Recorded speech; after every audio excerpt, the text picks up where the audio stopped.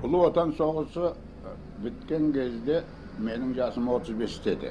Ол кезде 9-шы гвардия дивизиясының командирі болатынмын. Ал бүгін болатын болса, жасым 70-те.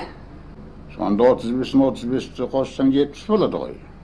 Аман есен соғыстан өзінің азаматтық борышын орындап қайтқандардың бірімін.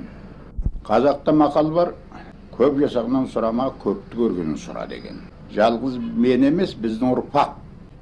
Біз көпті көргендердің біріміз. Азаматтық борышымыздың бірі өсіп келеткен ұрпаққа. Біздің ата-бабаларымыз қандай кісілер болған, қандай өмір сүрген, өзіміз қандай болдық, қандай өмір сүрдік. Тағы біздің өміріміз өте қиын жағдайда болды. Әсіресе бәрін айт дегендей, Ұлы Отан соғысы адам тарихындағы бірінші үлкен соғыс. Адамзаттың тарихында. Соған біздің ұрпақтар қатынасты.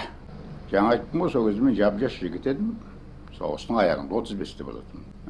Қазір болатын болса, өздерің көріп отырсыңдар, 70-тегі шалмын. Менің үлкендер де бар, соғыс қатынасқан. Құрдастарым да аз емес, менен кішілері де бар. Жаңа 70-темін дедім ғой. 70 жастың 25 жылым мен әскер қатарында